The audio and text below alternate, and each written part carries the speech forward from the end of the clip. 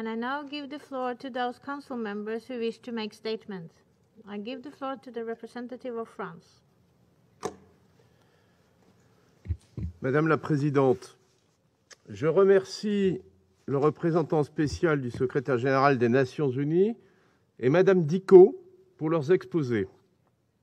Comme la CEDEAO l'a constaté lors de son sommet extraordinaire du 9 janvier, la situation au Mali est extrêmement préoccupante. Les autorités de transition n'ont pas respecté leurs engagements, pourtant pris devant le peuple malien, devant la CEDEAO, devant l'ensemble des partenaires internationaux engagés en faveur du Mali et endossés par ce Conseil.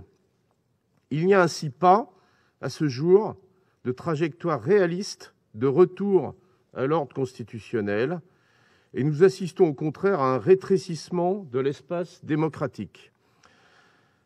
La France soutient donc pleinement tous les efforts de la CEDEAO pour obtenir le respect des engagements des autorités de transition et l'organisation dans des délais raisonnables des élections devant clore la période de transition. Conséquence de la crise actuelle, la mise en œuvre de l'accord de paix, clé de la stabilisation du Mali, ne progresse plus. En parallèle, l'absence de stratégie intégrée pour les régions du centre laisse les populations en proie à l'insécurité et à la dégradation de la situation humanitaire. Comme la CEDEAO, nous regrettons que les autorités de transition utilisent des fonds publics déjà limités pour rétribuer des mercenaires étrangers au lieu de soutenir les forces nationales et les services publics au bénéfice du peuple malien. La France et ses partenaires les plus proches ont fermement condamné le déploiement sur le territoire malien de mercenaires du groupe Wagner, connus pour menacer les civils, piller les ressources, violer le droit international et la souveraineté des États. Madame la Présidente, la France reste déterminée à soutenir le Mali et le peuple malien. Nous appelons les autorités de transition à reprendre le chemin du dialogue, à avancer dans la préparation concrète des élections sur la base d'un calendrier crédible, à progresser dans la mise en œuvre de l'accord de paix et à développer une stratégie pour le centre. Il est encore temps de répondre aux aspirations du peuple malien et aux attentes des partenaires du Mali, au premier rang desquels les pays de la région. Nous reconnaissons la gravité des défis auxquels doit faire face le Mali et nous ne sous-estimons pas l'ampleur de la tâche. C'est pourquoi nous poursuivons nos opérations militaires pour faire face à la menace terroriste au Sahel. C'est pourquoi, avec l'Union européenne, nous avons toujours maintenu notre aide au développement et notre aide humanitaire au profit des Maliens. Nous renforçons également notre soutien à la société civile malienne, dont la vitalité doit être saluée. La France réaffirme son appui à la MINUSMA et au représentant spécial, et elle salue l'engagement des pays contributeurs de troupes. Nous sommes très préoccupés par les risques que fait courir le déploiement des mercenaires du groupe Wagner au bon accomplissement du mandat de la MINUSMA. À cet égard, nous sommes instruits de l'expérience grave de la MINUSCA en République centrafricaine. En conclusion, nous poursuivrons nos efforts pour répondre aux besoins des Maliens. Nous appelons encore une fois les autorités de transition à la reprise du dialogue et à des engagements clairs en vue d'un retour à l'ordre constitutionnel. Je vous remercie. Et je donne la parole au représentant de la Fédération de Russie. Je vous remercie, Madame la Présidente. Nous remercions le représentant spécial du secrétaire général, Helga Simouane, pour son exposé sur les travaux de la mission la MINUSMA dans le pays. Nous avons écouté avec intérêt la représentante de la société civile, Madame Adam Dicot. Il est évident que l'amélioration de la situation au Mali, l'application de l'accord de paix, l'élimination du terrorisme, l'amélioration de la situation socio-économique dépendent avant tout de la stabilité politique à l'intérieur de ce pays. À cet égard, nous saluons les mesures prises par le gouvernement malien de transition visant à tenir un dialogue national inclusif avec toutes les parties intéressées afin de déterminer les moyens de mener des réformes et de garantir le développement du pays. Nous espérons que les résultats se concrétiseront rapidement. Nous sommes d'avis que les engagements pris en vue de rétablir l'ordre constitutionnel doivent être appliqués en tenant compte de la situation sur le terrain, qui suit sa propre logique et nécessite quelques ajustements.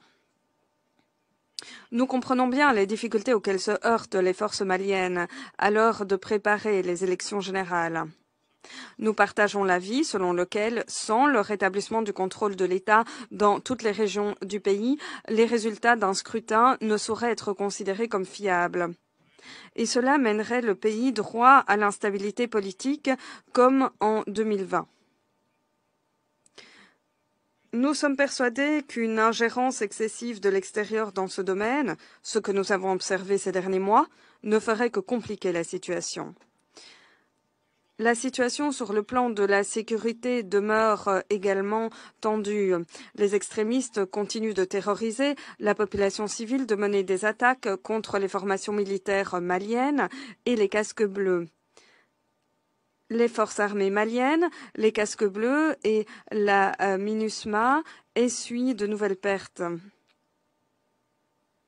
Nous saluons alors sur fond de la modification inattendue de la présence de la France, notamment avec la fermeture de plusieurs bases qui pouvaient lutter contre ces combattants, le Mali se retrouve seul face à tous ces terroristes. Et à cet égard, nous estimons que les Maliens ont tout à fait le droit de coopérer avec d'autres partenaires qui sont prêts à coopérer avec ce pays pour renforcer la sécurité. Et l'hystérie qui entoure l'action de la Russie répond à la logique des deux poids, deux mesures. Car les pays occidentaux veulent avoir le monopole de la fourniture de services à ce pays.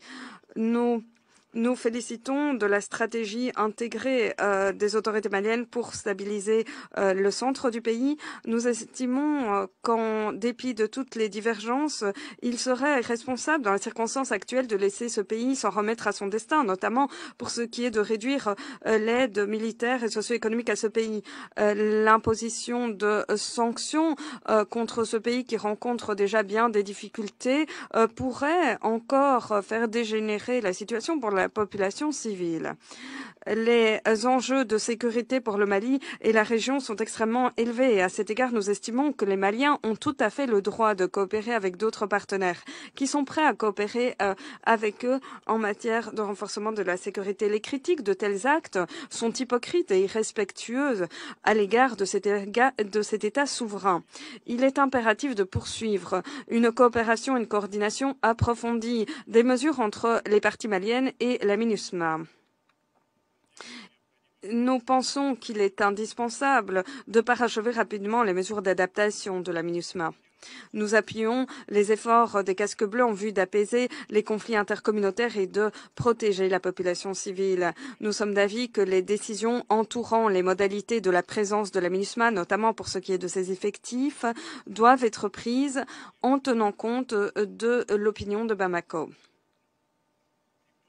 Personne ne peut soustraire les Maliens à leurs responsabilités. C'est précisément à eux qu'incombe la lourde tâche de surmonter les difficultés actuelles. Pour ce qui est d'un règlement au Mali, nous restons guidés par le principe des solutions africaines aux problèmes africains. Et à cet égard, nous appuyons les efforts de médiation en respectant le principe de non-ingérence dans les affaires intérieures.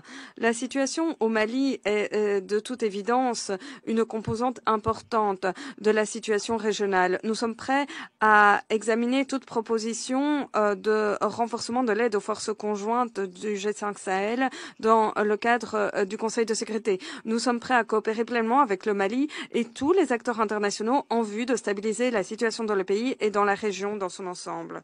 Je vous remercie. Et je donne la parole à la Chine. Madame la Présidente, je tiens à remercier le représentant spécial Wan de son exposé. J'ai écouté avec beaucoup d'attention. Madame Dicko, je me félicite de la présence parmi nous du représentant permanent du Mali, l'ambassadeur Issa. À l'heure actuelle, le Mali essaye de garantir la transition politique, la stabilité, le développement national. Un Mali stable, pacifique et soudé va dans l'intérêt de tous les pays de la région, de la communauté internationale. Je voudrais mettre en exergue les points suivants. Premièrement, le Mali a tenu une conférence de réconciliation nationale à la fin de l'an dernier et tous les partis ont dégagé des consensus sur la transition politique, les réformes, la sécurité nationale. La communauté internationale a appuyé toutes les parties à appliquer ces accords de la conférence. Insuffler un nouvel élan à la paix et à la stabilité régionale. La transition politique et les élections générales sont au cœur de l'attention. La promotion de tous ces processus doit avoir pour objectif de maintenir l'unité et un développement stable au Mali. Toute feuille de route doit respecter la volonté des Maliens et éviter de nouveaux troubles qui pourraient être enclenchés par des élections. Nous avons pris note de la décision de la CEDEAO le 9 janvier et des réactions du gouvernement de transition malien. Nous comprenons bien que les efforts de la CEDEAO et du gouvernement de transition du Mali doivent aller dans le même sens afin de réunir les conditions propices à la tenue d'élections générales qui garantiraient le maintien de la paix et de la stabilité au Mali. Nous encourageons les deux parties à maintenir le contact, à renforcer le dialogue et à déployer des efforts conjoints pour régler les difficultés de la région. Les forces hors de la région, quant à elles, devraient éviter d'exercer une pression excessive sur le Mali, ce qui ne contribuera nullement à un règlement politique. Deuxièmement, les forces terroristes lancent régulièrement des attaques dans le centre et le nord du Mali et maintenant également dans le sud, avec des affrontements entre les groupes armés, les milices, les forces extrémistes, etc.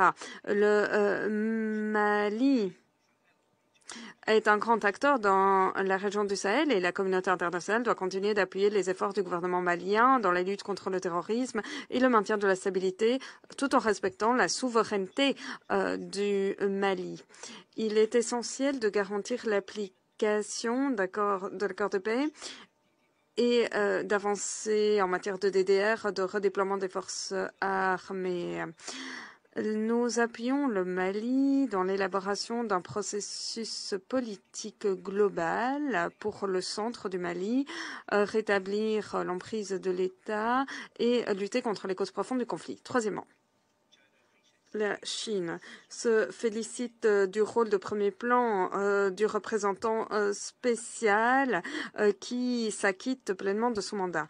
La MINUSMA est déployée dans un environnement très dangereux. En 2021, 19 casques bleus de Côte d'Ivoire, du Tchad, de l'Égypte, du Togo, entre autres, ont péri, ce qui nous afflige. Nous présentons les condoléances à leur pays et aux casques bleus. Il est nécessaire d'identifier les maillons faibles, de renforcer les capacités d'évacuation et de sécurité pour la MINUSMA et de renforcer l'appréciation de la situation grâce à de meilleurs outils et de pouvoir bien évaluer les menaces des engins explosifs improvisés. La MINUSMA devrait allouer ses ressources et son personnel conformément au mandat du Conseil de sécurité et s'adapter à la situation sur le terrain tout en respectant l'opinion du Mali. Et en réajustant les déploiements, les pays concernés doivent resserrer la coopération avec la MINUSMA afin de ne pas faire peser un fardeau encore plus lourd à la MINUSMA et éviter qu'il n'y ait des effets délétères sur la sécurité des casques bleus. Merci, Madame la Présidente. I now give the floor to the representative of Mali. Merci, Madame la Présidente. Madame la Présidente, Mesdames et Messieurs les membres du Conseil, Monsieur le représentant spécial du secrétaire général depuis Bamako, cher frère El Gassimouane, Mesdames et Messieurs, je fais observer tous les protocoles pour gagner du temps et je commence par dire que le gouvernement du Mali prend note du rapport du secrétaire général et je remercie mon cher frère et ami El Gassimouane, représentant spécial du secrétaire général, pour sa présentation et je profite pour également saluer ma sœur Adam Diko pour sa contribution à ce débat. Je souhaite répondre au nom du gouvernement du Mali, après vous avoir écouté, non seulement aux observations du secrétaire général dans son rapport, mais également aux remarques que je viens d'entendre. Je commence par la situation sociopolitique au Mali, qui a été marquée par la tenue des Assises nationales de la refondation. Et vous avez su avec nous que tout au long du mois de décembre, les Maliens ont procédé à un diagnostic sans complaisance des défis actuels du pays et les recommandations pertinentes issues de ces assises constituent une nouvelle feuille de route pour le gouvernement de transition. Les réformes politiques et institutionnelles préconisées garantiront une stabilité institutionnelle durable et un avenir meilleur à nos populations. À l'issue de ces assises, le gouvernement du Mali a immédiatement engagé des consultations avec la CEDEAO relativement au chronogramme de la transition. Cependant, c'est avec stupéfaction que nous avons appris l'adoption des sanctions économiques et financières à l'encontre du Mali. Ces mesures contrastent avec les efforts du gouvernement et sa disponibilité au dialogue en vue d'un compromis avec la CEDEAO. Le gouvernement du Mali a condamné énergiquement ces sanctions illégales et illégitimes prises par l'UEMOA et la CEDEAO en violation flagrante des textes fondateurs de ces organisations et en contradiction avec les principes de solidarité et de l'idéal panafricain. Je rappelle, concernant l'UEMOA, qu'un embargo décidé par les chefs d'État et de gouvernement applicable à un État souverain constitue une violation manifeste du traité de l'UEMOA et des statuts de la BCEAO.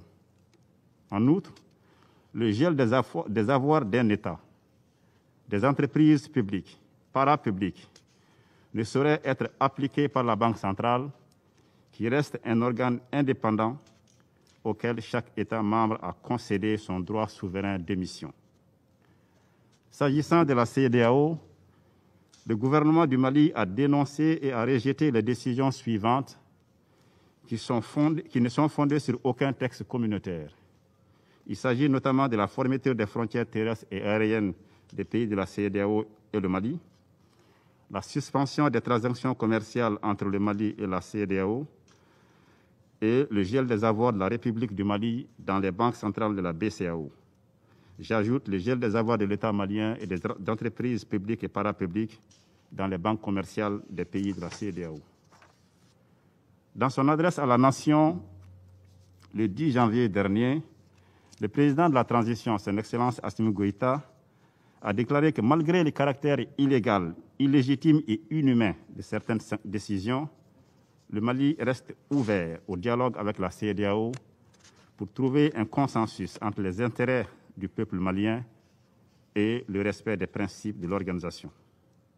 À cette occasion, il a également appelé la CEDEAO à revoir sa grille de lecture de la situation au Mali en procédant à une analyse approfondie et en mettant l'intérêt des populations maliennes au-dessus de toute autre considération.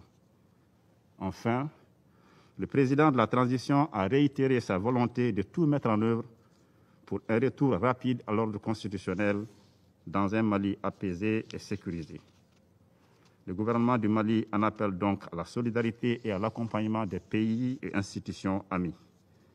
Je tiens ici à remercier les peuples africains qui manifestent leur soutien au peuple malien dans cette difficile situation. Madame la Présidente, je voudrais ici répondre à certaines observations qui ont été formulées par un certain nombre de membres du Conseil. D'abord, au plan sécuritaire, vous avez constaté que le gouvernement continue d'intensifier ses efforts pour le recrutement et la formation, l'équipement des forces armées et de sécurité en vue de renforcer leurs capacités opérationnelles. Et je puis vous dire que ces actions donnent des résultats très encourageants sur le terrain. De décembre 2021 à nos jours, les forces de défense et de sécurité maliennes ont engagé une vaste offensive à travers le pays, infligeant de lourdes pertes aux groupes extrémistes, y compris des chefs rebelles, des chefs terroristes. Plusieurs interpellations ont eu lieu et une quantité importante de matériel de guerre a été récupérée. Ces opérations vont se poursuivre et s'intensifier, avec l'objectif ultime de rétablir l'autorité de l'État, des services administratifs et sociaux de base sur l'ensemble du territoire national et de protéger nos populations et leurs biens. Je salue ici l'ensemble des partenaires qui accompagnent le Mali dans la réalisation de ces objectifs. Par ailleurs, et c'est l'occasion pour moi de répondre à une observation formulée par mon voisin, l'ambassadeur de France, et certains membres du Conseil de sécurité, qui accusent le gouvernement du Mali de recourir à une société de sécurité privée. Ceux qui entretiennent cette campagne de fausses informations savent pertinemment que le Mali n'a pris aucun engagement avec des sociétés de sécurité privées et qu'il n'y a aucun mercenaire présent sur le territoire du Mali. Pour sa part, le Mali n'est pas dans une logique de confrontation. Pas du tout.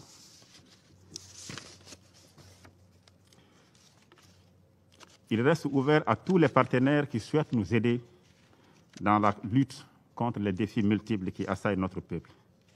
C'est dans ce cadre que le Mali entretient une relation de coopération d'État à État avec la Fédération de Russie, et ce depuis 1960. Et c'est justement à la faveur de cette coopération avec la Russie que des instructeurs russes se trouvent actuellement au Mali pour conseiller et former les militaires maliens à l'utilisation du matériel acquis par le Mali auprès de la Fédération de Russie.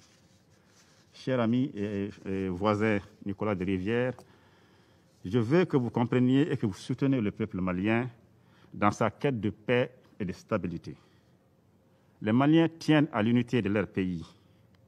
Ils sont très attachés à la souveraineté, à l'intégrité territoriale, à la forme laïque et républicaine de la République du Mali.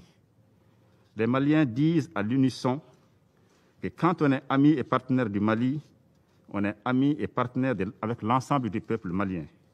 Ils sont opposés à toute amitié avec une partie du peuple contre une partie du peuple. Plus nous comprenons cela, mieux nous gagnons du temps pour atteindre nos objectifs communs. Je voudrais également dire un mot à mon amie, l'ambassadrice des États-Unis, Linda Thomas-Greenfield. D'abord, grand merci pour le message fort que vous avez eu à la fin de votre discours. Le président de la transition l'a dit hier, et je répète après lui. Le Mali n'est pas et ne sera jamais dans une logique de confrontation ou d'isolement avec ses partenaires traditionnels. Nous avons des problèmes complexes et difficiles à régler. Nous ne pouvons plus continuer à enterrer nos femmes, nos enfants, à être spectateurs de la destruction, de l'incendie de nos villages, de nos récoltes, de la destruction de notre cohésion sociale. Nous sommes ouverts à chacun de vous, à chacun des partenaires du Mali qui sont disposés à nous aider pour que la paix revienne au Mali, pour que l'ordre constitutionnel revienne au Mali. Les Maliens sont les plus attachés à leur démocratie. Je comprends vos appels. Je souhaite que vous soyez à nos côtés pour nous accompagner dans ce processus. Madame la Présidente, sur la mise en œuvre de l'accord pour la paix et la réconciliation au Mali, je rappelle que le gouvernement et les mouvements signataires restent engagés dans la mise en œuvre diligente et intelligente de cet accord. Les partis restent engagés à accélérer le DDR. Les assises nationales de la refondation dont j'ai parlé tantôt ont conforté la mise en œuvre de l'accord. Elles recommandent notamment l'élaboration d'une nouvelle constitution qui intégrerait, entre autres réformes majeures, la création d'un Sénat. Au titre du chapitre développement, le gouvernement a mis en place le Fonds de développement pour les régions du Nord et je me réjouis, le secrétaire général l'a relevé dans son rapport, du lancement de 16 projets retenus dans le cadre du volet développement. Je lance ici un appel à tous nos partenaires pour continuer à aider le Mali au financement de cette stratégie spécifique de développement des régions du nord du Mali. En ce qui concerne la situation actuelle au centre, le gouvernement s'attelle à la mise en œuvre de la stratégie de gestion intégrée de la crise au centre du Mali, qui porte sur le renforcement du dispositif de sécurité au centre et les dialogues envisagés avec nos compatriotes modérés. Sur la question de l'augmentation de l'effectif de l'aménagement, certains membres du Conseil l'ont relevé. Je suis heureux de vous informer à nouveau que le gouvernement du Mali a donné son accord à la demande du Tchad pour le déploiement de 1000 éléments supplémentaires à Aguelok. Madame la Présidente, pour terminer, je voudrais ici dire avec force que le peuple et le gouvernement du Mali réitèrent leur appréciation et leur remerciement à l'énorme contribution du Conseil de sécurité aux efforts de stabilisation en cours au Mali. Je rends hommage à toutes les victimes de la crise malienne, civiles comme militaires, étrangères comme maliennes, tombées sur le champ d'honneur au Mali, et je vous remercie. La lecture des communiqués de la CEDEAO et de l'UEMOA donne le sentiment que la complexité de la situation au Mali n'a malheureusement pas été prise en compte. Il est regrettable que les efforts des autorités de la transition aient été ignorés. C'est en ces termes que le président de la transition au Mali a débuté son discours à la nation au lendemain de la réunion de la CEDEAO et de l'UEMOA et des sanctions prises contre son pays. Des sanctions qui, en plus d'être désastreuses pour le peuple malien, déjà dépourvues, sont également source de discorde, de division au sein du Conseil de l'ONU. Car si certains pays, y compris le précaré France-Afrique, semblent soutenir mordicus ces sanctions, sans se soucier de la population malienne, d'autres pays tels que la Russie ou la Chine ne semblent pas du tout partager la même vision des choses. Pour le représentant de l'ONU, l'ONU continuera à œuvrer aux côtés des autorités maliennes et de la CEDEAO pour sortir de l'impasse. Après tout, dira-t-il, le soutien à la transition est bien inscrit au mandat de la MINUSMA. Lors de cette réunion, les ambassadeurs du Conseil de sécurité de l'ONU, la France, la Grande-Bretagne, les États-Unis, ont carrément rejeté la transition de 5 ans et soutenu ces sanctions. En revanche, la Chine et la Russie ont plaidé plutôt pour le principe de non-ingérence au Mali. Le représentant russe va même jusqu'à dire que ces sanctions sont irresponsables, laissant ce pays seul livré à son destin et face à tous ces terroristes. Il rétorquera à ses détracteurs que le Mali a le droit de coopérer avec d'autres partenaires, accusant les pays occidentaux de vouloir avoir le monopole de services au Mali. Une déclaration qui résume et révèle on ne peut mieux la complexité de la situation au Mali, qui paye aujourd'hui les dividendes de ses choix, à savoir celui de sortir du giron français et donc par conséquent du giron occidental.